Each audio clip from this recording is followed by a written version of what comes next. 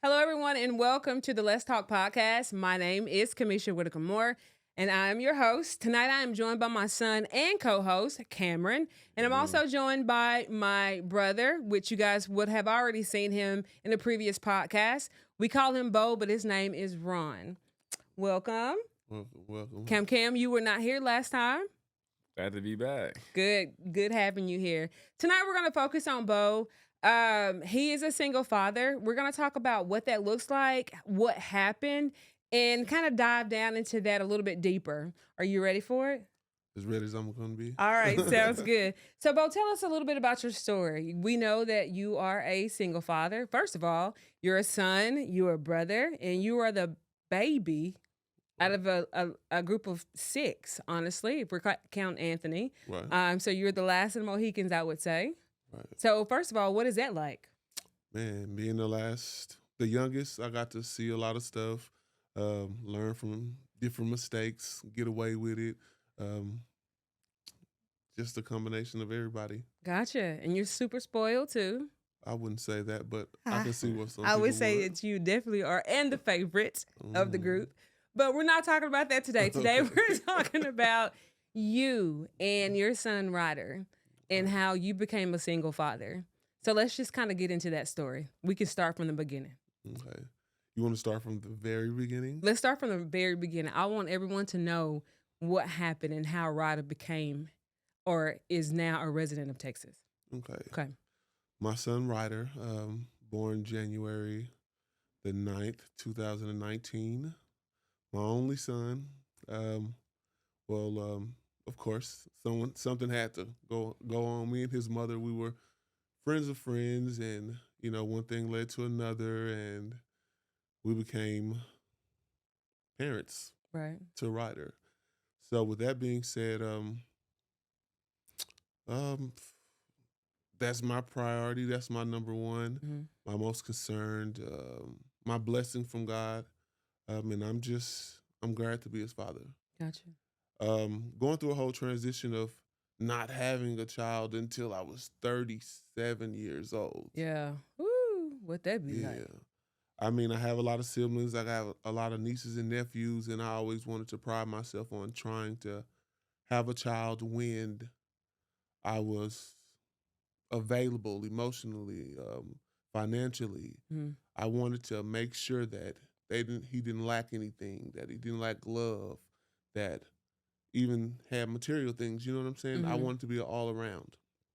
So I did my very best to do that, and currently I'm still doing my very best to do that, and it's just like it's a blessing, it's a lesson, one day at a time. Gotcha. One day at a time. Gotcha. So explain, because we know how it happened. Right. Explain how you got Ryder, because Ryder didn't live here and you did. Right. And that you and Ryder's mom, you guys were actually in a relationship. Modern day relationship, I think you would call it a situationship. Okay. Is that what they say? Okay. A I'll take that. It was a situationship. Yeah. I got that. Situation. Okay. But yes, the first 5 months of Ryder's life, he's lived where his mother resided, and we didn't have the best relationship or best communication skills. So I think nowadays, people, they try to invoke your emotions, try to make you do things, try to say things to make you want to do this and make you want to do that. Me being a first-time father, I'm a very literal person. So you can't tell me something that like, I'm tired of your son, or I'm going to do this, or I'm going to do that, because I'm going to react to that. Right. So with that being said, she wanted me to come get him. He was in the way of whatever she had going on. So I went to go get my son. And when I went to go get him, I brought him back to Texas with me. He stayed here. Among other conversations, it became really negative. Right. And she wanted me to do this. She wanted me to do that. Things like that I wasn't comfortable with doing, because, like I said, we were friends of friends. We didn't know each other like that. That's what they always say. Be careful who you have kids you by. have kids with. Amen. prime example. Mm-hmm. This. This, for sure. Got it. So with that being said, he was with me. She went on a rant of calling my jobs, Mm-hmm. calling people through social media, Mm-hmm. trying to slander my name. But before we get Yes, into that, tell everyone how long was the agreement for you to get, or when you picked Ryder up, Mm-hmm. he was 5 months old? Yes. How long did she tell you that you could keep a 5-month-old? She told me. What month was this? The month, I believe it was, I want to say October. Okay. And there was no agreement to how long. She told me to come get him. Mm-hmm. He was in the way. Okay. And when she said that, I was startled because come get him. He's at the way, Right. All right, let's do it. Right. I can't say I was fully prepared to take on full responsibility, but I'm a father. Right. So whatever I needed to do, whatever provisions I needed to make, Mm-hmm. they were just going to have to be made. Right. Because this is a child that doesn't know anything in the world but love. Right.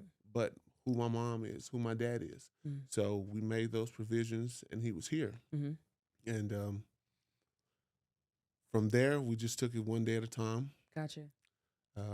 Did the very best that I can do, Mm-hmm. and continually to do that. And it was just the relationship became more and more toxic. Okay. Threats, Gotcha. pulling up at your house, Mhm. bringing people with you, and Mhm. all this type of stuff like that. All this nonsense that I don't feel like a child, an innocent child, should have to be involved in. Right. Dangerous situations, things of that nature. Thank God for growth, Mm-hmm. because the old me Mm-hmm. would have probably dealt with all of that, and then he wouldn't have a father. Right. And statistically speaking, Mm-hmm. this is how things go nowadays. Right. If you can take the father out of the home, then you're dealing with more of a fragile home, statistically. Mm-hmm. I know a lot of people that did it and it could be done, Mm-hmm. but there's a strain when there's not a two-parent household there. Right. But anything that has any toxicity to it or Mhm. poison to it, you have to cut it off Right. because it affects the child. Right. So couldn't affect him. I had to learn to become more in touch with my own feelings. Mm-hmm. I had to learn to be more patient. I Mhm. had to learn to just gradually be the man that God was calling me to be. Mm-hmm. Even if I wasn't ready, Right. I had to depend on God and pray to God and ask God, what do I do? Right. Because like you said, I could be a spoiled person, or Right. I could be selfish in different ways, because naturally we are, Right. until we come into who we're meant to be. Right. And even then, day by day. This is true. This So- is true. So the difference between me and you Mhm. and Ryder and my children are totally different. Yes. Totally different. Because we were raised with our father. We will. We had both parents in the home. And there is definitely a difference in how we were raised opposed to how Ryder and my children were raised. So with that being said, do you see any type of damage there, like mentally, physically, or anything like that with Ryder? Or is Ryder just like a normal little happy kid? Ryder is a normal, happy kid, but Mhm. I can only speak from a part, because like I said, I was raised with my mother and my father. Right. So somewhere in there, Mm-hmm. in his mind, he's probably wondering, where's my mom? But Right. as a 5-year-old, I speak with my son openly. Nothing, I don't do negative speaking about the other parent, anything like that, because what that tends to do is blow up in your face and cause a child to run the other direction. Mm-hmm. In time, a child can tell who was there, who did this, who did that. So you give them that time to do that, and you do your very best. Right. And you pray to God that everything goes Right. as planned. So true. So true. So with Ryder's mother Mhm. and your relationship at this point, Mhm. talk a little bit about that if you want to. Our relationship at this point, it's off and on. Mm-hmm. I don't want to put labels on people or anything like that or bash anyone, but we're all familiar with the term narcissist. Yes. We are familiar with that term, correct? Narcissist. We are definitely Right. familiar with that term. So, with that being said, I feel like in most cases, narcissists, they can do no wrong. Right. It's never their fault. Right. I feel like as being grown, an individual, that we all have to take self-accountability True. with our own actions. If I'm wrong, then I repent. I'm sorry. Right. Let's move from there. Let's let the past go. Mm-hmm. Let's look towards the future Mm-hmm. and live in the present. Right. I heard that was a gift. Right. You know what I mean? I heard it was a gift. So that's what I do. Right. So I try not to hang up on what she doesn't do Right. or any negative things she might say, Mm-hmm. because I'm a firm believer that a fool can show you what not to do. Right. So with that being said, I'm just like, God help me every step of the way, Right. because I can't do this by myself. True. And my son doesn't deserve to go without anything. He True. doesn't deserve to go without love, Right. without knowing that you're being loved, telling him that he's loved, that I'm proud of you, Mm-hmm. that, you know what I'm saying? We invest our lives into our children because they never asked to be here. Right. And it was just a blessing for them to be here and for us to be their parents, Right. because that's what we're here for. Because if we go all the, I ain't saying going all the way back, like firm believers in God, firm believers in Jesus, Mm-hmm. like he gave his son for Mhm. us. Right. So we give our life for our children, not in the literal tense, Right. but spiritually, mentally, we put that into our children. And as we're being unselfish, God blesses us to bless somebody else. Right. That's what I believe. Gotcha. For sure. For sure. Cam, do you see yourself as a little Ryder? Or honestly, Man. like back in the day, can you relate to Ryder just a little bit, but on the opposite end of that? And if you can, Ryder is fine. He's a healthy, super tall 5-year-old. But do you see Ryder or yourself in Ryder at this age? I mean, maybe a little bit, because it's nothing negative. Right. It's just like he just like surrounded by love. You know what I'm So saying? Like true. we're a family, and then if someone's not there or whatever the case may be, Mm-hmm. there's still people that's in that position and just feeling it with love, and it's just like we're a family. That's how I was raised. It's just straight family. True. So whatever it is. True. So wherever that gap is, somebody's definitely Yeah. stepping up with us to fill in that gap, no Yeah. matter where you are, no matter what it is. So if it's a daddy that you need, you have uncles and your Mhm. grandfather. If it's a mama that you need, you have mama, you have Tammy. You know what I'm saying? Mhm. And then there's Taylor and Talia and Trinity and everybody that kind of steps in and is a huge part of Ryder's life. So Ryder doesn't know. He doesn't know. Ryder knows love. He doesn't know he doesn't know what not being loved feels like. Right. See, but he knows that, hey, I know my mom is not here, but yet and still, he still navigates very well because he's in a house filled with love and care. So he kind of moves around. Ryder does what Ryder wants to do. Right. And so it's just one of those things to where he's so young, but he definitely feels it. There's nothing missing with Ryder. Right. There's absolutely nothing missing with Ryder. So, but I do know this, and I want to bring this up a little bit. And honestly, if you don't want to talk about it, we don't have to. I know that Ryder was in school, Mhm. and I know at one point Ryder was having some behavioral issues. Mhm. Okay? So let's just dive into that. Do you think it was more so because at this point, do you think it was more so because of the lack of, like his mom, because he would talk to her? Or do you really think that, that was just Ryder? He was just a normal little boy and he's just like all over the place? Because he doesn't like to be told no, for sure. No, he doesn't.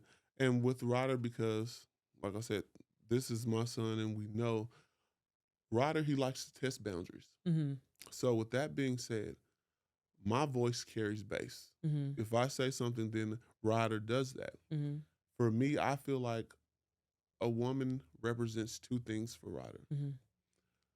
the one side where his grandmother is that, okay, you're spoiled and I'm gonna let you do this, I'm gonna let you do that. Mhm. And then another side where the absent of sometimes. Right.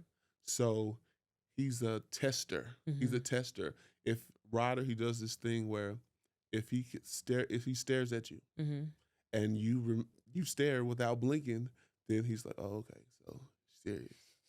But if you stare and then you blink and you look down and kind of give in to him, Mhm. then he takes that inch as a foot and is like, oh, gotcha. You are absolutely I right. got you. You are absolutely right. I noticed that we were at church one day and Ryder was just showing out. And I looked at him and he was looking at me and those glasses was right here on the tip of his nose and he's just staring me down and I'm looking at him and I never looked away. And then he put his head down. I'm like, I can beat you at this staring game. Right. But then he straightened up. So absolutely, I totally understand that. And you're absolutely right. It's you're either giving in to me because he's used to that, Yes. or you're going to stand your ground and I'm going to do what you tell me to do. Right. That's definitely a typical little boy, though, for sure. Yes.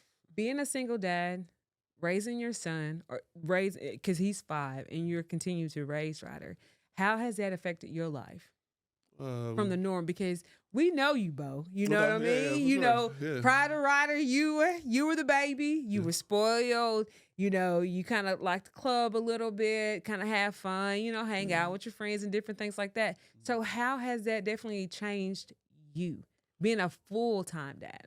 Man. The unselfishness. Becoming unselfish more and more, becoming more patient. I'll say this. My son, he saved me. He really saved me because, like you said, I did like to go out. I used to get into some trouble. You know, everybody know. I wasn't gonna tell nobody that. But everybody know yes. I was a hothead. You know, I was Yes, a you hothead. were. Yes, you were. So, very short fuse. But now, I have this saying that I came up with. I'm not gonna say I came up with myself, but this is a motto that I live by. The same people that I was willing to die for, I'm here to live for you now. Yeah. I'm here to live for you now. So I'm not trying to go out like represent like, oh, Uncle Bo gonna do this and he gonna do this or whatever, and it don't matter, right or wrong. Right. He coming to my rescue. I'm here to live for you now. Right. I'm here to hold your hand and walk you through it, to show you how to do it without going through what I went through, because the absence of a parent, the absence of a brother, the absence of a nephew, it could be a big impact when dealing with a village. Yeah, for sure. So it that's changes. you. Yeah. That's you. Like you say, I'm here to live for you now because we know how you are with us. And your nephews, when they were younger, they know how you were with them, even to this day. So, Karen, honestly, do you remember Lake Ridge? We lived in Lake Ridge and Bo lived with us at that time. How was your relationship with your uncle? What? Tell me about all of that. Man, it's just I knew he had my back at all times. Like he said earlier, I could do no wrong, even though I wasn't really like a troublemaker or anything. I just, I could do no wrong because he would always be there to rescue. Right, for sure. The case went down to that, so that's just how I feel about it. Yeah, one thing for sure, I know that there's a lot of girls in our family. You know, it's like you and Chris are the odd ones. It's like you, Chris, Mateo, Maverick, Ryder. Y'all are the odd ones. Samaje, Jason, and King. McIron. Yeah, and Mason. So, but with all of those boys I just named, there's double the girls. You know what I mean? There's so many, Indiana, and there's so many girls in our family to where Bo felt like, hey, I got to protect my nieces at all times. And so at one point, Bo took it like literally, like, I'm your protector. They couldn't date. They even like his grown sisters of Tammy. I remember that whole situation. Do you remember that? You told Tammy you can't date him. And it was a whole situation because Bo was like, y'all are my sisters, nieces, and nephews. I said no. And you were like the biggest thing walking. 6'8", size 18. And people were like, we ain't messing with you because your brother big. It was that type of situation because you had that much like authority when you said no is no.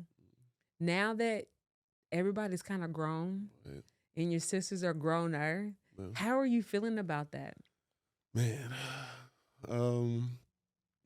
I feel like that there's a point Mm-hmm. to where that you just have, instead of guarding over someone and trying to shelter someone, that you just be a shoulder Yeah. or be an ear. Right. Because some things you have to experience.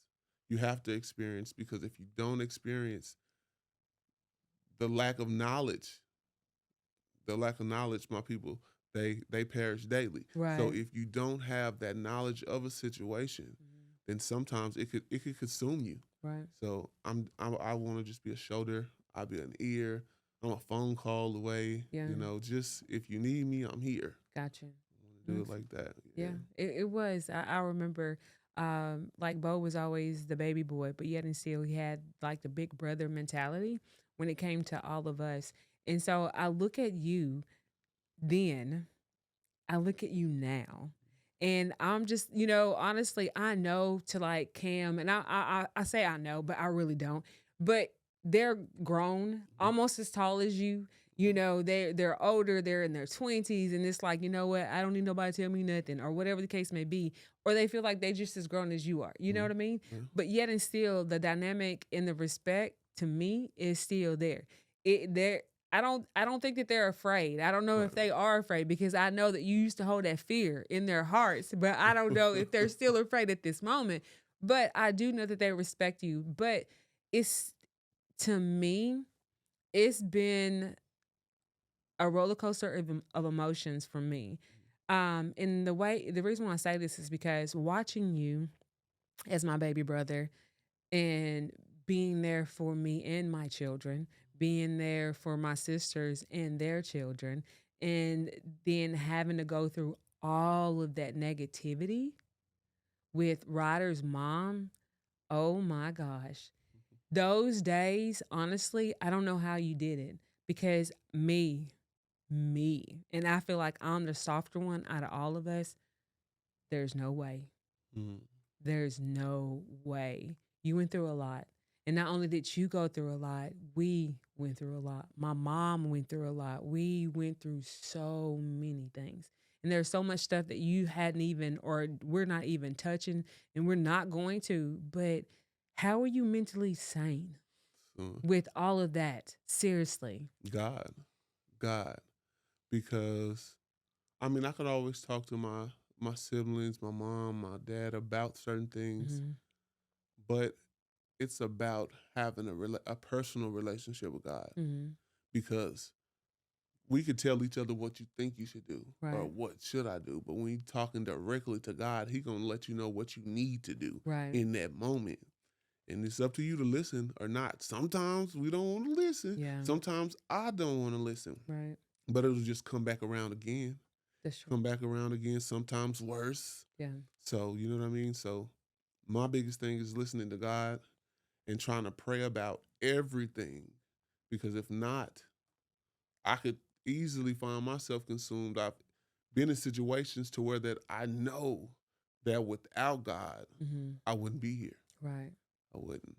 So true. So true. Like I said, just kind of watching you from a little brother to like a grown man with a son, it's totally different. Looking at you, it's just like, you never do a 360, because 360 leads you right back into the same who you used to be.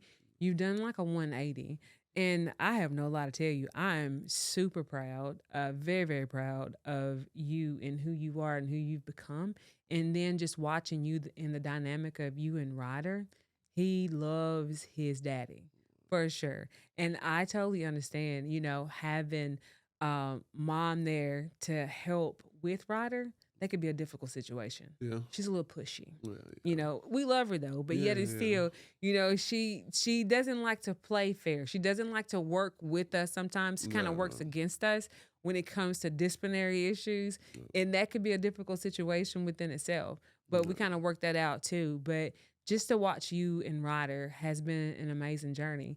So I know when I was a single mom raising 3 kids, sometimes it was mentally taxing on me.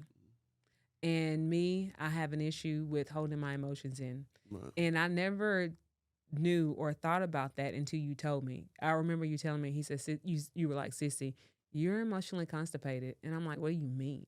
And we talked about that. How do you deal with your emotions? What do you do? I know what you do, but tell everybody else what you do. Man, how I deal with my emotions. Mm-hmm. I deal with them now because a long time, I prayed about them, didn't know what to do because, our father, he was raised in the era to where men were like, okay, you got it. Yeah.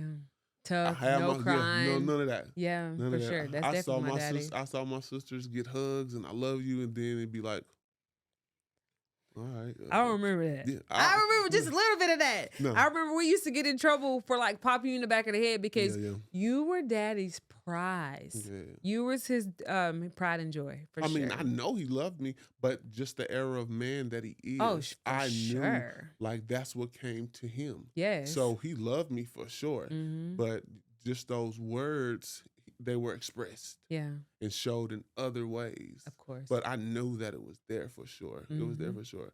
But I made a point for myself because I knew that era of man that he grew up in. Yeah. I made it a point for my nephews for me to be like, say, nephew, I love you. Yeah. I hug you. You know what I'm saying? Like that, whatever.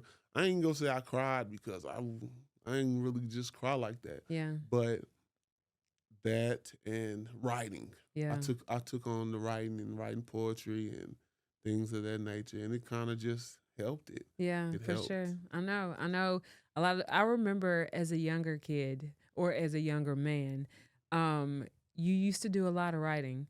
And do you remember when we all moved to Oklahoma? I do.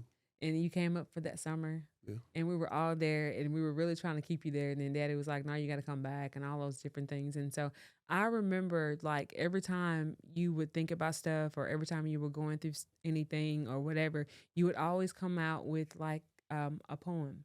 And you would always say, Sissy, read this and tell me what you think. And I'm like, oh, I love this. And then you kind of started it and then you just kind of kept going with it because in your mind, me, I could cry, I could do whatever. You put pencil to paper and you do that and you make things like in your mind and you speak how you feel on paper. And honestly, it's beautiful. And sometimes I can tell when you're in a dark space because sometimes your poetry is just a tad bit darker than normal. Yeah. And I'm like, you going through, you know what I mean? And because we are close like that, and we used to be a lot closer, but we were close like that into where I can somewhat read you. You know what I mean? I can read what you wrote and then I'm like, okay, you okay, brother? Are you all right? You doing okay? You feeling okay? You good? And then you're like, yeah, I'm good. Because that's what you would tell us all the time. And so with poetry, you can let it all hang out. And then people, kind of take up or understand what you're writing. And sometimes they wouldn't, and then you would have to explain that. But then with all of that, you eventually published. I did. Your writings. I did. Yeah. So how you feeling about that? Oh, man. I feel really good about it. Really good about it. Okay. First book, Love, Lust, and Life. It was really good. Yeah. I'm amazed by it when I read it because it's almost to the aspect to where I feel like I was going through something and God gave me an answer and I wrote it down and I could turn around and read it myself and be like, thank God, you already gave me the answer to that. Right. Just got to listen. And Love, Life in Real Time was another one that was great. I'm doing a children's affirmation book for my son right now. That's good. So I just thank God for it. That's good. Just the ability to be able to do it. That's good. How much of that, in which book, was that when you were dealing with Ryder and the situation with him? Oh, man. See, I'm going to say it like this. Love, Lust, and Life was published January the 9th. How do y'all remember days like that? 2018. Ryder's birthday a year prior. His birthday is January the 9th, 2019. Gotcha.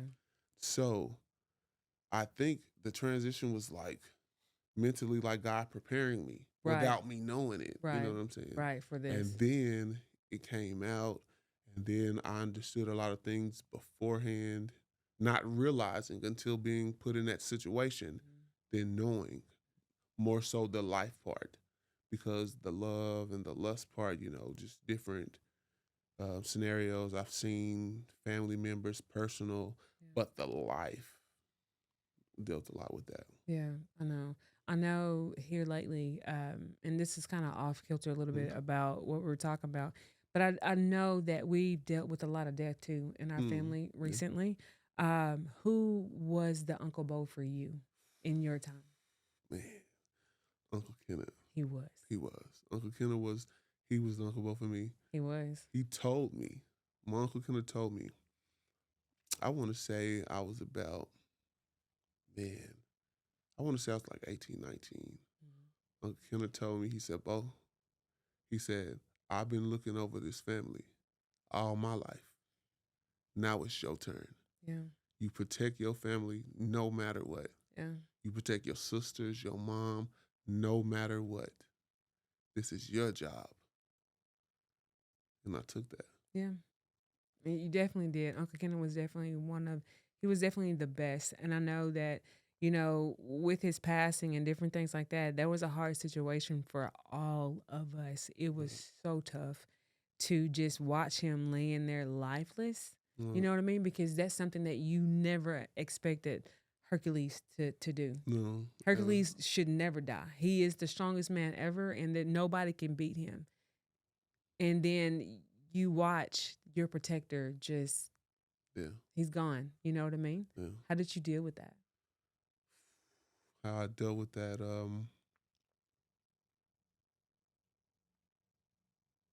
honestly, I dealt with that by doing what he told me.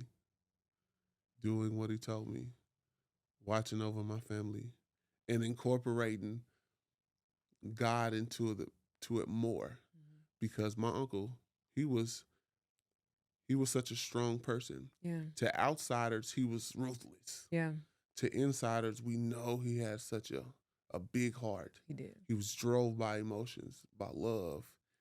And I don't know, sometimes I feel like, I haven't dealt with it just completely. Yeah. But, His death? Yeah.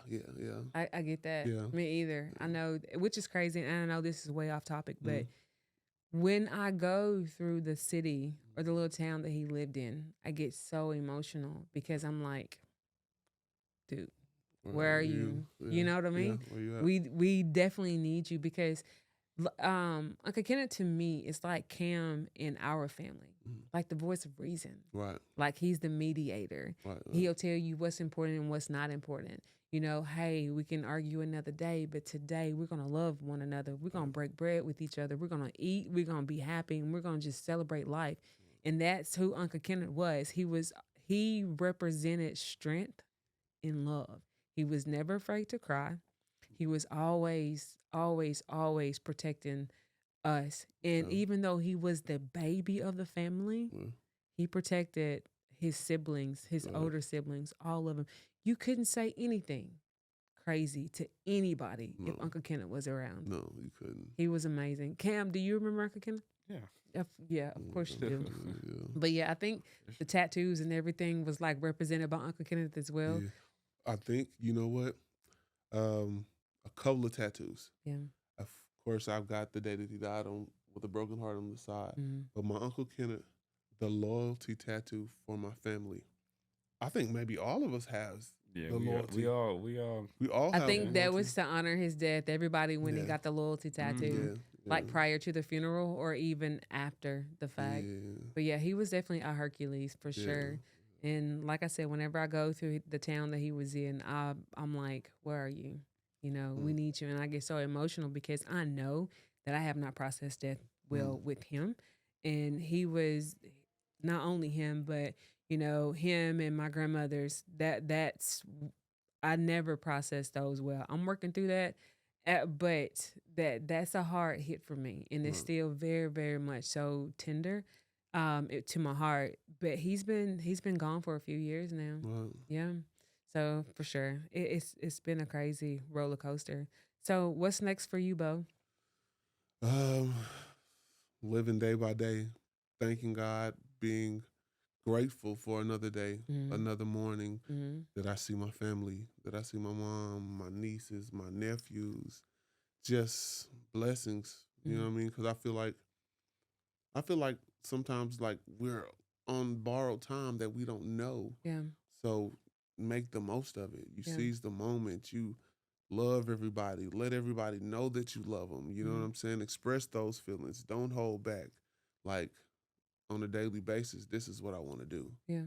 Because I want to be, if, God forsake anything happened to me, I want to be known as, like my uncle was, love. Yeah. I want to be known like that. He was definitely loved for Yeah. sure. For sure. You and Daddy. Yeah. How are you like him and how are you not like him? Oh, man. Funny story.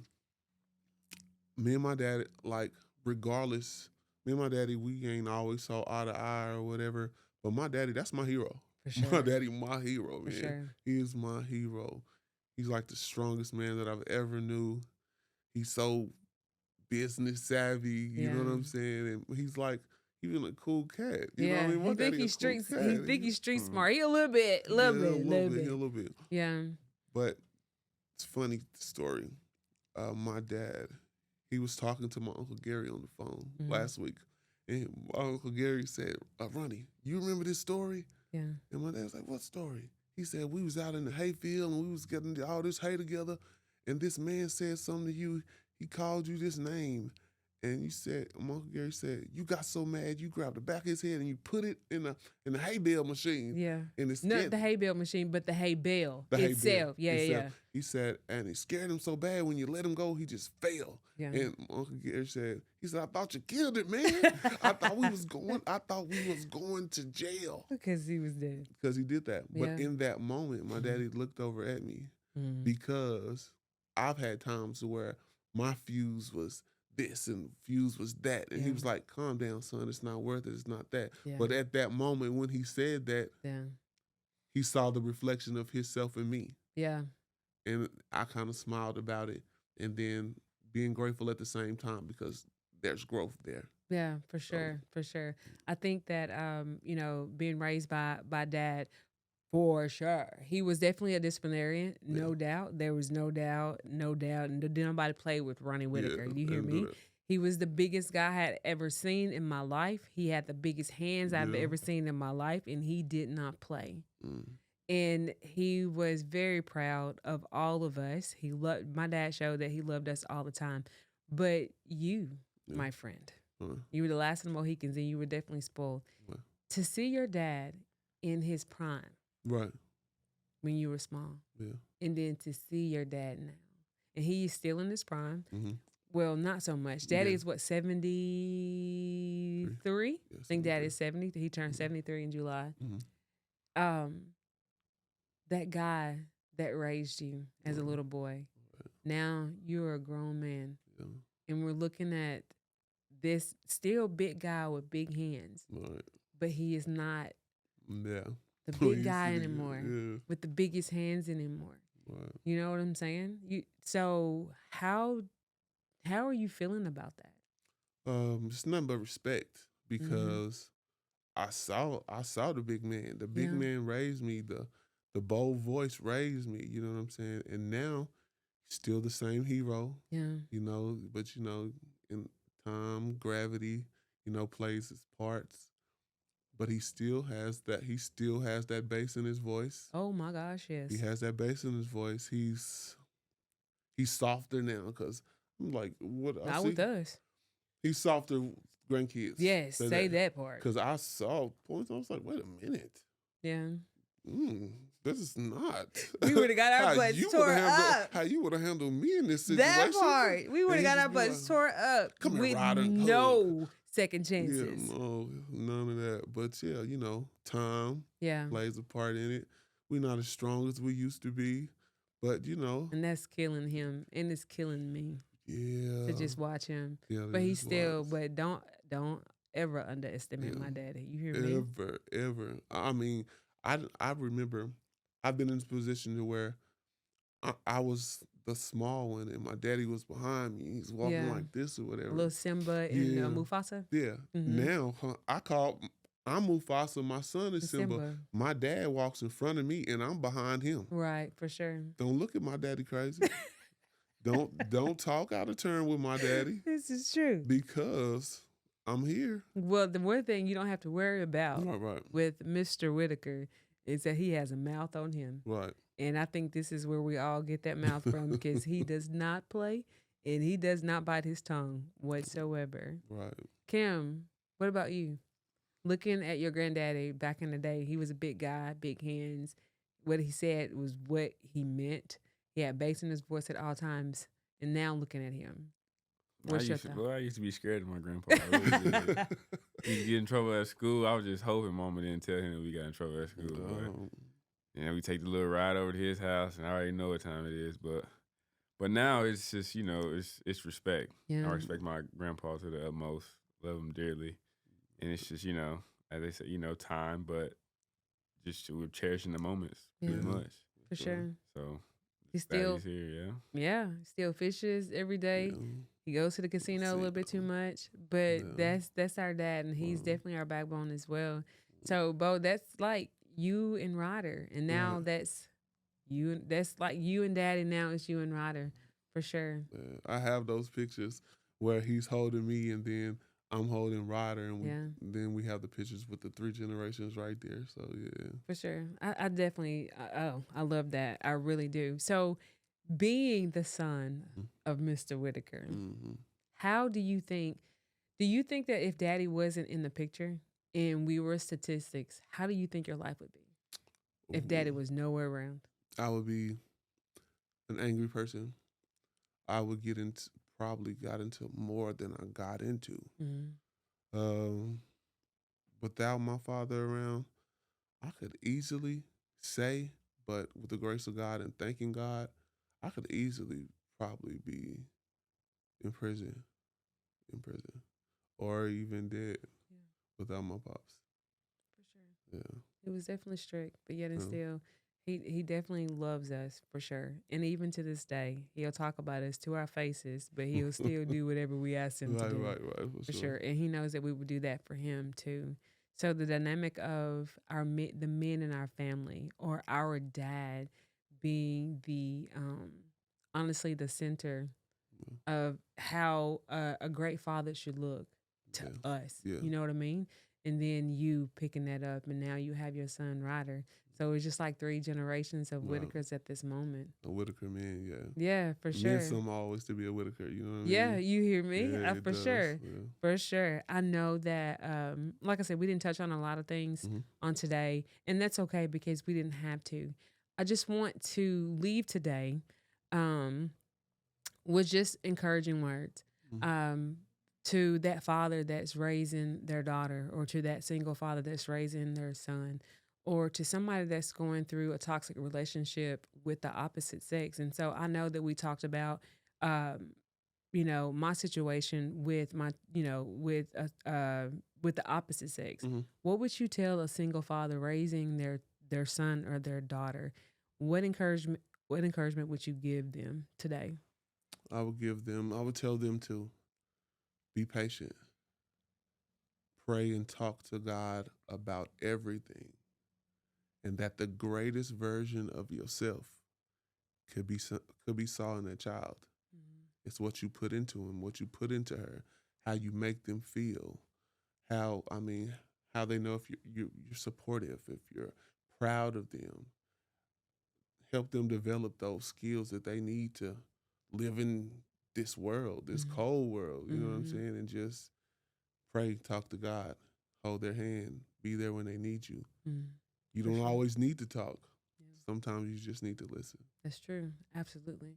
What about you, Kim? What advice would you give? You're not a parent to a human child, but you are a father to a fur baby. But being raised with your grandfather where you needed him, and then being raised with a strong uncle as well, what would you tell somebody who doesn't have that, or someone who's looking for love in all the wrong places, or some young man out there that's like gone rogue, what would you say because of the background you have with your grandfather and your uncle? What type of advice would you give someone?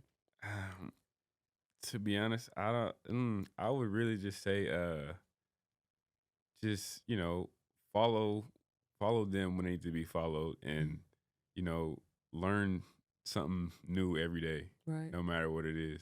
Sure. Cause I'm still learning. I look at people all the time, no matter who it is, I'm learning, and it's just like once you learn or begin to learn, then you'll know, like, okay, you'll know how to work life basically. Right. So yeah, I'm just basically just learn. Right. Just learn. Sounds good. But was there anything else you want to add today or just want to say? I'm just really thankful for being here. I mean, I feel like your podcast is helping so many people that we haven't even came into connection with, that people are going through things daily and they're looking for routes. They're looking for help. Some people don't know God, and sometimes you're the only light that a person can see. And when they see that light, they know to focus, and that light can lead them to God, and that light can lead them to, just a better living, better life, better mind state. So I appreciate that. Thank you so much. Okay. I know that this was something that I wanted to do, but I have no lie to tell you. If my good friend had not pushed me into it, I probably wouldn't be sitting here today. So I do owe God a praise and my friend a huge thank you. So with that, without further ado, I think this is the end of our podcast on today. I just want to leave with if you have your grandfather, your uncle, your dad in your life, and they're on the up and up, take advice, just listen. And sometimes you don't have to just overtalk anybody or, always have the last word. Just listen because honestly, older people or as we call them, these old heads, they have so much advice and so many things that we need to listen to and take their advice on. And honestly, if you do, you will be a lot better person. I just want to say I appreciate everyone watching. Thank you so much for commenting. And I just want to say I really appreciate my friend Anthony Vaughn and his wife for just pushing me into this podcast or this scene or just me sitting here. Thank you so very much. And until the next one, guys. Peace.